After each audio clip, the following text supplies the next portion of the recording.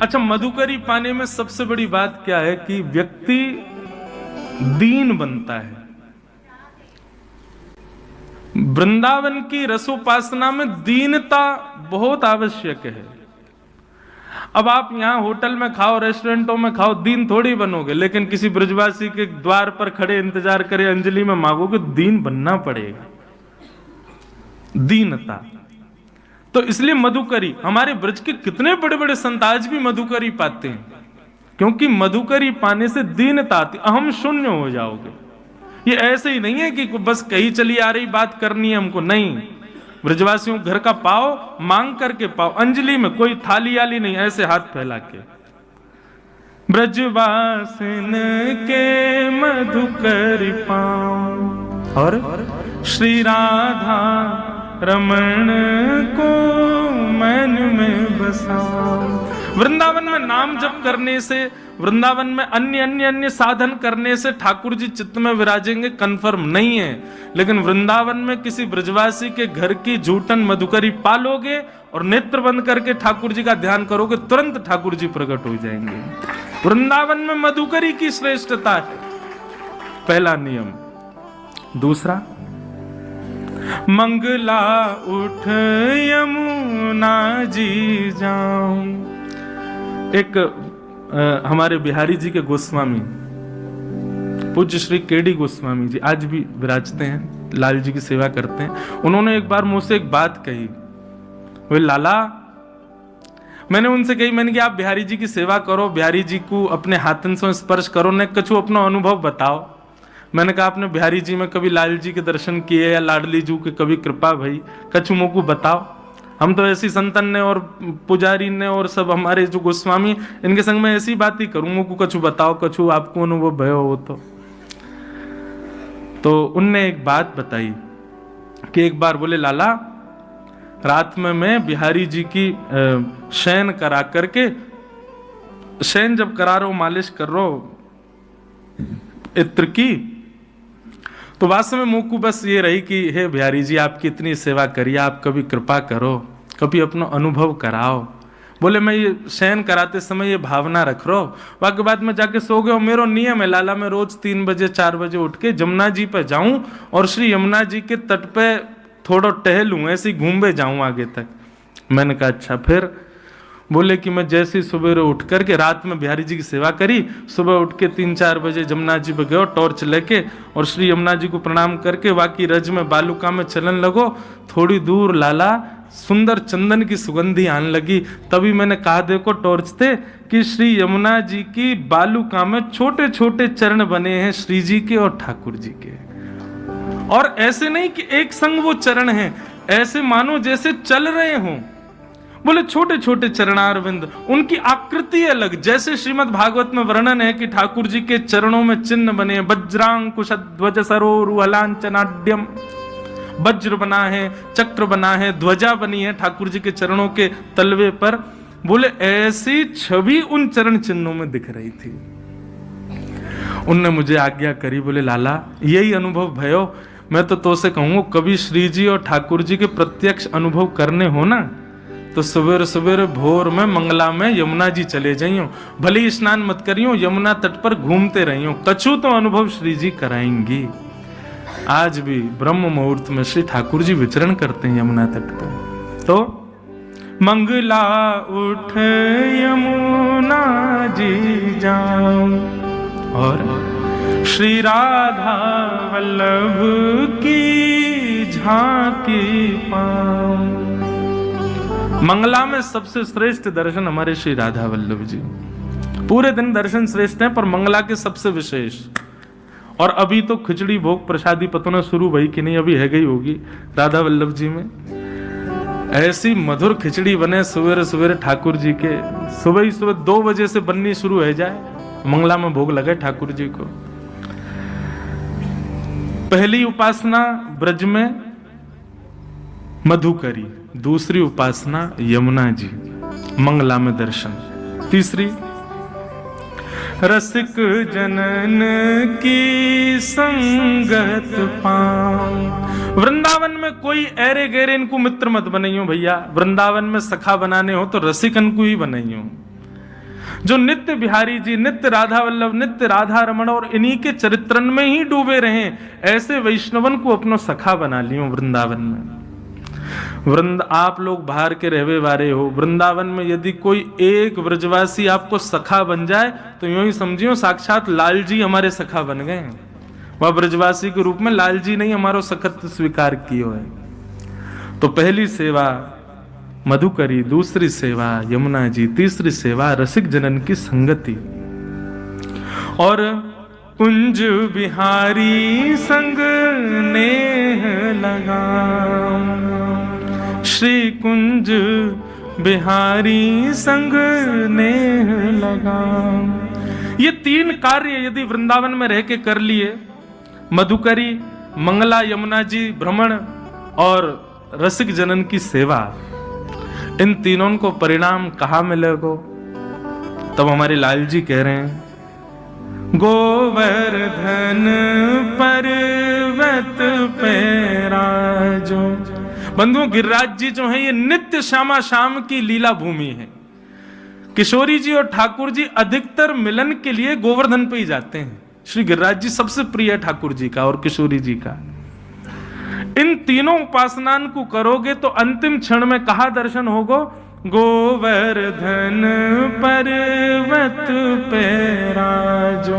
और अकेले नहीं, गिरधर लाल संग दर्श करा दो। दोनों युगल हमको एक संग दिख जाएं। यही ब्रज की उपासना है, यही रज की उपासना और यही रस की उपासना है। लेकिन यह संभव तभी होगा तब जब किशोरी जी अनुग्रह करें। इसीलिए राधिका रानी जी, वृषभानु दुलारी जी, सुन लो अरज हमारी हमारी, रहूं ब्रज रज को पास। बंधुओं, हमारे वृंदावन में एक संत हुए। जब वो बहुत वृद्ध हो गए ना, तो उनके शिष्यों ने पूछा, गुरुजी आपकी कोई इच्छा अंतिम हो तो हम पूर्ण कर देंगे। तो उन्होंने अपने सब शिष्यों को बुलाया और सब शिष्यों से पता है क्या कहा? बोले, आप लोग पहले वचन दो, हमारी जो अंतिम इच्छा उसको पूर्ण करोगे। सब शिष्यों ने कहा, गुरुजी हमारा अध्यादेश है कि हम आपकी आज्ञा माने।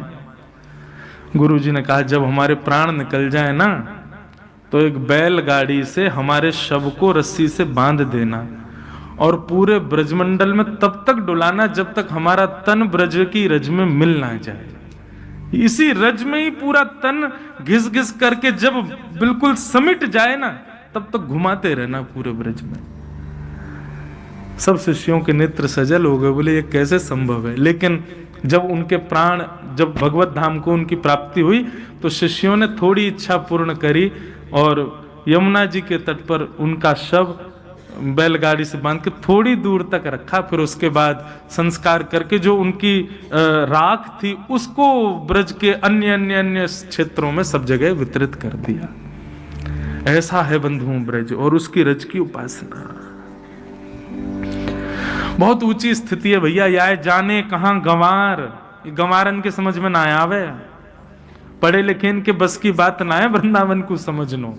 या के काजे तो भोलो बननो पड़ेगो, या के काजे तो बुद्धू बननो पड़ेगो, या के काजे तो भोंदू बननो पड़ेगो, तब वृंदावन समझ में आएगा। बोलो वृंदावन बिहारी लाल की जय। और जगह आपको अगर एंट्री करनी है तो आपके पास डिग्री होनी चाहिए, श्रेष्ठता होनी चाहिए। वृंदावन में एंट्री करनी है तो आप जितने भोंदू उतने बढ़िया एंट्री मिलेगी वृंदावन में। जितने सरल, जितने सहज, जितने सरलता रहेगी उतनी जल्दी ठाकुर जी स्वीकार करेंगे। ठाकुर जी ने गिरिराज जी धारण किए। 7 दिन 7 रात्रि बाद पुनश्च गिरिराज जी को विराजमान किया। इंद्र ने आकर के क्षमा मांगी, भगवान ने इंद्र को क्षमा कर दिया। ब्रह्मा जी प्रकट हो गए, मेरो का दोष, मुंह को क्षमा नहीं किया आपने और ये इस इंद्र को क्षमा कर दिया आपने। ब्रह्मा जी बोले, तेरी करनी और इंद्र की करनी में अंतर है। बोले क्या? दोनों ने आपके रूप को नहीं समझा, दोनों ने आपकी सत्ता को ना समझ के आपके ऊपर आक्रमण किया, उसको आपने क्षमा कर दिया, मुझको नहीं किया। क्यों? ये पक्षपात क्यों ठाकुर जी? भगवान बोले, मेरी सत्ता नहीं समझो कोई बात नहीं, पर मेरे वैष्णवों की समझो। ब्रह्मा जी आपने मेरे ग्वाल बालों को ऐसा काम किया कि वो मुझसे दूर हो गए, लेकिन इंद्र ने ऐसी वर्षा करी कि मैंने गिरिराज जी उठाए, सब ब्रजवासी मेरे पास आ गए, सब मेरे समीप आ गए। ये तो और याने ऐसा कर दियो कि जो नेकाद भी दूर है वो भी मेरे पास आ गए, या हमारे मैंने इंद्र को क्षमा किया है। या की करनी से मैं प्रसन्न हूं, क्योंकि या की करनी से सब ब्रजवासी मेरे समीप आए। तब इंद्र को भगवान ने क्षमा किया। गायों ने भगवान का आकर के अभिषेक किया और भगवान का नामकरण किया। ठाकुर जी का नाम गायों ने रखा गोविंद। ये गोविंद नाम गायों ने रखा है ठाकुर जी का। गैया मैया ने नाम गोविंद रखा है। मैं बंधुओं एक जगह कहीं कथा जोधपुर में एक बार कर रहा था, तो वहां कथा कहते कहते भाव आया, और फिर भाव की पुष्टि के लिए संतों से मैं पूछ लेता हूं कि आज मंच पे ऐसा भाव आया, ये सही है कि नहीं। तो भाव ऐसा था कि वृद्धों को, जो वृद्ध हो गए, जिनके अब हाथ पांव नहीं चल पाते, ज्यादा बोल नहीं पाते, ज्यादा कहीं उठ बैठ नहीं पाते, ऐसे लोगों को यदि भजन करना है तो किस नाम से वे भजन करें ठाकुर जी का? तो गोविंद। ये गोविंद नाम का जितना उच्चारण वृद्ध लोग करेंगे ठाकुर जी, क्योंकि देखो कृष्ण बोलने के लिए युवा होना जरूरी है। वृद्धों से आप कृष्ण बुलवा बोल ही नहीं पाएंगे, गलत सलत बोलेंगे। जिसकी बुद्धि स्थिर नहीं है, जिसका खान पान शुद्ध नहीं है और जिसकी तन की शुद्ध नहीं है, ऐसे 3 प्रकार के लोग कृष्ण शब्द का उच्चारण शुद्ध नहीं करते। इसलिए ऐसों के लिए गोविंद, और उसमें द न भी बोले, गोविंद गोविंद गोविंद गोविंद गोविंद। ये ठाकुर जी को बहुत प्रिय है। इसका प्रमाण यह है कि श्रीमद् भागवत में जो पहली स्तुति है वहां कुंती ने भगवान को गोविंद कहा है। कृष्णाय वासुदेवाय हरे परमात्मने प्रणतः क्लेशनाशाय गोविंदाय नमो नमः। गोविंद, ये गोविंद नाम ठाकुर जी को बहुत प्रिय है। इस नाम से ठाकुर जी को पुकारो। आप अपने नाम जप में कोई भी नाम कहो, लेकिन एक बात हमारी सुनो, जब कभी बहुत विषम परिस्थिति, बहुत भयानक भयावह स्थिति आ जाए और बस लगे कि अब क्या करें, तब गोविंद गोविंद गोविंद गोविंद गोविंद गोविंद गोविंद, और बस उस समय त्रिभंग लली ठाकुर जी का स्मरण करके गोविंद नाम का उच्चारण करो। निश्चित है ठाकुर जी उस विषम परिस्थिति से आपको पार करेंगे, निकालेंगे। पर ऐसे नहीं कि कभी भी लग गए महाराज, कोई छोटी मोटी यहाँ कहीं पैसा मिल रहे हो, कोई कार्य में आपके घर को फायदा हो रहा, वहीं गोविंद गोविंद लग गए, नहीं, ऐसे नहीं। वृंदावन जाने का प्लान बन गया लेकिन किसी कारण से कैंसिल हो रहा है, तब करो गोविंद गोविंद गोविंद गोविंद गोविंद, ठाकुर जी मंगल करेंगे। भक्ति साधन में कोई बाधा बने तब ठाकुर जी को, हम तो कहते हैं भाई संसारिक विपत्ति आए तब ठाकुर जी को परेशान मत किया करो, उनको याद करके। आपके प्रारब्ध है, अपने आप भोगो। क्यों ठाकुर जी के पास जा रहे हो बार बार? ठाकुर जी को तो उस विपत्ति में याद करो जब आप भक्ति साधन करना चाहते हो और कोई सांसारिक रुकावट आ रही हो, तब ठाकुर जी को कहो। मैं तो उन लोगों से भी प्रार्थना करता हूं जो ठाकुर जी के सामने रो जाते हैं। काय को रोते हो भाई? ठाकुर जी को एक बार देख रहे हो तो प्रसन्न मुद्रा में देखो ना। हाँ, वो बात अलग है कि रुके ही नहीं नेत्रों से नीर।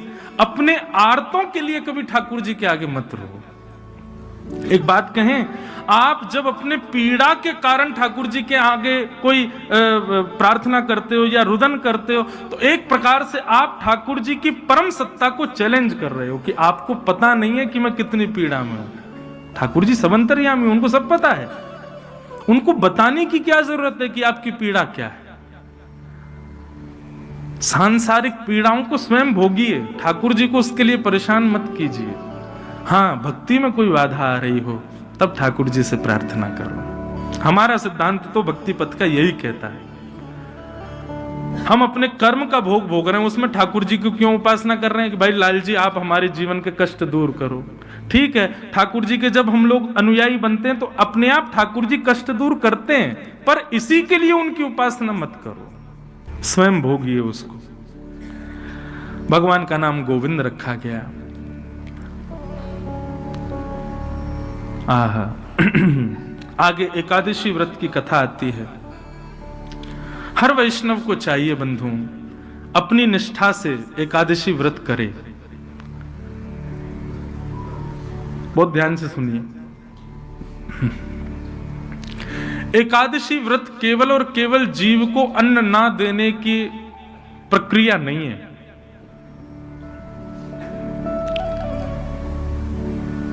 मेरे मन में ऐसा भाव आता है, जिस दूषितता को आप अपना जीवन का अंग बना चुके हो, कम से कम एकादशी के दिन उसका त्याग किया करो, वो श्रेष्ठ व्रत माना जाएगा।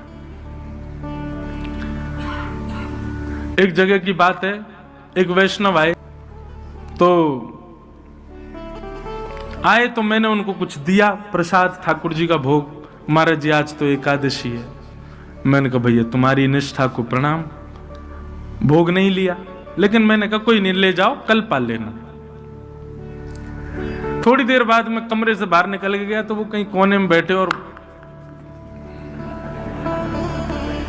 सोई मैंने ओ भैया एकादशी आज, ये तो पत्ती है महाराज जी। मैंने की जे पत्ती और वो प्रसाद में तुम्हारी एकादशी टूट रही थी, इस पत्ती में नहीं टूट रही तुम्हारी एकादशी। लोग अपने मन के अनुसार एकादशी व्रत और ये व्रत और वो व्रत कर लेते हैं, ऐसा नहीं। इंद्रिय पर वशीकरण होना उसको व्रत कहलाता है, वो व्रत कहलाता है। इच्छाओं पर वशीकरण होना उसको व्रत कहते हैं।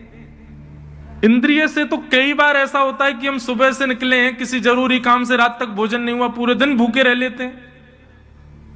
इंद्रियां तो कभी भी सहन कर लेंगी, मन नहीं सहन कर पाता। कई लोग एकादशी व्रत करते हैं लेकिन जीभ लपलपाती रहती है, कब द्वादशी आए, कब भोजन करें। ये व्रत नहीं है। व्रत तो असली वही जहां आप अपनी मन पर काबू पाओ, अपने मन पर। कोई सामने 56 भोग धर दे, एकादशी है, तो आपके मन में जीभ में पानी भी ना आ जाए, तब समझो ये है एकादशी। केवल अन्न नहीं खाऊंगा इससे एकादशी नहीं होती। एकादशी व्रत की महिमा बताई गई और हर वैष्णव को एकादशी करनी चाहिए भैया। जैसे एक पतिव्रता नारी का नियम हो जाता है कि उसको करवा चौथ का व्रत रखना है, ऐसे ही आपने एक बार भी ब्रजरज माथे से लगा ली, गुरु मंत्र कान में ले लिया, वैष्णव एक बार हो गए, ठाकुर जी के एक बार हो गए, तो आपका नियम हो जाना चाहिए कि अब एकादशी रखो, एकादशी करो, एकादशी करनी चाहिए। हाँ, हमारे ब्रज की कई परंपराओं में एकादशी नहीं है, वो भाव से एकादशी ना हो तो कोई दिक्कत नहीं, लेकिन फिर भी आप अन्य वैष्णव परंपरा से हैं तो आपको एकादशी करनी चाहिए। और अब यहां से प्रारंभ होता है रास पंचाध्याय, श्रीमद् भागवत का पंच प्राण रास। बहुत सावधानी से बैठिएगा। भगवान पिता रात्रि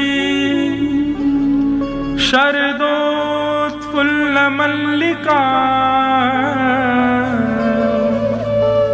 विक्षरन्तुं मनश्चक्रे योगमायामुपाश्रित। रास पंचाध्यायी। मैं कथाओं में कहा करता हूं बंधुओं, रास और रस, इन दो के बीच में हमारी भक्ति चलती है। भक्ति जब प्रारंभ होती है उस समय हम रस में हैं, और भक्ति की स्थिति ले जानी कहां तक है, जब तक रास ना हो जाए। हमारी भक्ति प्रारंभ होती है उस समय हमारी स्थिति, हमारा स्तर रस का है। रस और रास में अंतर क्या है, बहुत ध्यान से सुनना। हम कथाओं में कहा करते हैं कि जब आप ठाकुर जी से मिलन की कामना करते हो और ठाकुर जी से मिलने की योजनाएं बनाते हो, आप ठाकुर जी से मिलने के प्रयत्न करते हो, उसको रस कहते हैं। लेकिन आपकी भक्ति से प्रसन्न होकर ठाकुर जी आपसे मिलने का मन बनाए, उसी को रास कहते हैं। भक्ति इन दो पहलुओं पर है, रस और रास। यहां बैठे हुए अंतिम व्यक्ति से लेके मुझ तक हम सब अभी रस में हैं, रास में नहीं। अभी रास हमारा प्रारंभ नहीं हुआ। रास का मतलब नृत्य नहीं होता, रास का मतलब नाचना नहीं होता, रास का मतलब डांडिया नहीं होता। रास का मतलब क्या है? ठाकुर जी यदि आपको मिल गए तो मैंने कल क्या बताया था कि तन की सुध नहीं रहेगी। आप ये भी भूल सकते हो कि आपका नाम क्या है। और कई बार जब हमको बहुत मात्रा में सुख या आनंद मिल जाता है, उस समय हम विचार नहीं करते, हम समझ नहीं पाते कि हम कर क्या रहे हैं। हमारी इंद्रियां आपा खो देती हैं, हाथ कुछ करते हैं, पैर कहीं जाते हैं, दिमाग कुछ सोचता है, मुख कुछ बोलता है, आपके वश में नहीं रहता फिर आपका तन। गोपियों को जब श्री कृष्ण रास के लिए प्राप्त हुए तो गोपियों का तन भी उनके आपे से बाहर चला गया और इतने आनंद में भर गई कि गोपियों को कुछ नहीं सूझा तो नाचने लगी। इसलिए रास में नृत्य हुआ, नहीं तो रास का मतलब नृत्य नहीं होता है। आप सबसे मेरी प्रार्थना, बहुत ध्यान से सुने, बहुत सावधानी से सुने, और पीछे वाले बड़े ध्यान से सुनना, उनको सुनने दें। हमारी दृष्टि उसी पे पड़ती है जो ध्यान से सुनता है। एक मुझको आज कोई बोला, महाराज जी आपके वहां सामने एक व्यक्ति सो रहा था, आपको दिखा? मैंने कि मेरी दृष्टि नहीं जाती, जो लोग नहीं सुनते या सो जाते हैं उन पर मेरी नजर ही नहीं पड़ती। ठाकुर जी की बड़ी कृपा, क्योंकि उनको देख लूं तो मुझे भी नींद आ जाए। तो बड़ी कृपा है ठाकुर जी की, दृष्टि उसी पे ही घूमती है जो कथा सुन रहा है। तो इसलिए सबको सुनने दो, बहुत ध्यान से सुनो। ये रास है, अच्छे अच्छों को समझ नहीं आता, ये अच्छे अच्छों को प्रवेश नहीं होता इस रास की कथा में। तो रस और रास में अंतर बता रहा था मैं। आप माला जप रहे हो, आप राधा रमन जी जा रहे हो, आप राधा वल्लभ जी जा रहे हो, आप बिहारी जी जा रहे हो, आप परिक्रमा लगा रहे हो, गोवर्धन जा रहे हो, बरसाने जा रहे हो, गोवर्धन जा रहे हो, वृंदावन आ रहे हो, संत जनों को प्रणाम करने जा रहे हो, कथा सुन रहे हो, ये सब रस के अंतर्गत आता है।